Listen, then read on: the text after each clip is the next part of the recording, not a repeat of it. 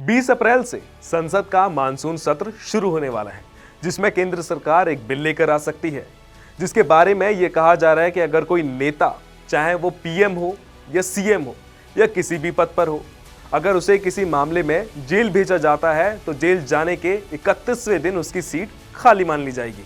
कांग्रेस समेत विपक्ष के कई दल इसका विरोध कर रहे हैं।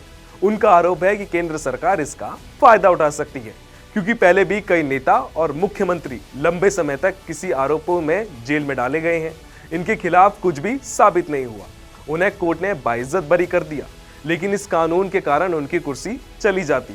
केंद्र सरकार ने इसी मामले में यह भरोसा देने की कोशिश की है कि इसका मकसद विपक्षी दलों की सरकार को अस्थिर करना नहीं, बल्कि भ्रष्टाचार पर एक्शन लेना है। इसीलिए सवाल यह है कि क्या इस वादे पर विपक्ष भरोसा करेगा? क्या सचमुच कानून का फायदा नहीं उठाया जाएगा? और सबसे बड़ी बात यह है कि क्या विपक्ष की चिंताओं के बावजूद भी ये बिल पास हो जाएगा? नमस्कार, मेरा नाम शिवम चौहान है और आप देख रहे हैं अनकोड मीडिया। झारखंड के सीएम हेमंत सोरेन, आंध्र प्रदेश के सीएम चंद्रबाबू नायडू, बिहार के सीएम लालू प्रसाद यादव और हरियाणा के सीएम ओम प्रकाश चौटाला, ये वो नाम है जिनकी कुर्सी इस कारण चली गई कि उन्हें किसी मामले में जेल जाना पड़ा था। इनमें से कुछ को सजा हो गई तो कुछ को कोर्ट ने बरी कर दिया और कुछ जमानत पर बाहर आए। यह केवल मुख्यमंत्रियों की लिस्ट है। कई ऐसे मंत्री और केंद्रीय मंत्रियों की भी एक लंबी लिस्ट है जिन्हें जेल जाने के कारण अपने पद से इस्तीफा देना पड़ा। इनमें से कुछ पर वाकई कई गंभीर आरोप थे, तो किसी पर जांच एजेंसियों ने मनमर्जी से आरोप लगा दिए थे। पर यह बात जरूर है कि जेल जाने के कारण उन्हें इस्तीफा देना पड़ा। पर दिल्ली के सीएम अरविंद केजरीवाल ने जेल जाने के बाद भी इस्तीफा नहीं दिया और वो 5 महीने जेल में रहे और जेल से ही सरकार चलाते रहे। उन्होंने जेल से बाहर आने के बाद इस्तीफा दिया। अब दोबारा ऐसी नौबत ना आए कि जेल से मंत्री या मुख्यमंत्री अपना काम करते रहें।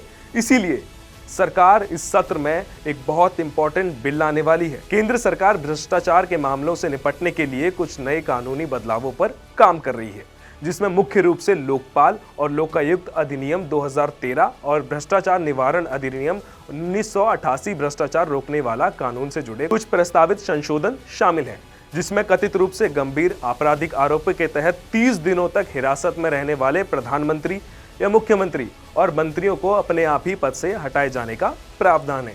इसी पर विपक्ष को सबसे ज्यादा ऐतराज है। विपक्ष को शंका है कि इन कानून का इस्तेमाल उन राज्यों के खिलाफ किया जाए जहां बीजेपी की सरकार नहीं है। इससे विपक्ष शासित राज्य सरकार पर राजनीतिक दबाव भी बढ़ सकता है। अब इन सभी सवालों पर गृह मंत्रालय ने अपना पक्ष रखा है।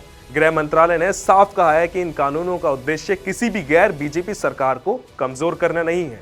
उनका मकसद सिर्फ भ्रष्टाचार के मामलों में कार्रवाई को और प्रभावित बनाना है, ताकि दोषी लोगों के खिलाफ समय पर जांच हो सके और कानून अपना काम ठीक से कर सके। मंत्रालय ने यह भी कहा कि कानून सभी राज्य और सभी राजनीतिक दलों के लिए एक जैसा होगा। किसी राज्य के साथ अलग व्यवहार नहीं किया जाएगा। हालांकि विपक्ष अभी भी पूरी तरह से असंतुष्ट नजर नहीं आ रहा है। विपक्ष का मानना है कि कानून बनने के बाद इसका इस्तेमाल कैसे होता है। असली सवाल वही है कि इसीलिए वे चाहते हैं कि कानून में ऐसे प्रावधान हो जिससे किसी भी तरह के राजनीतिक दुरुपयोग की गुंजाइश न रहे।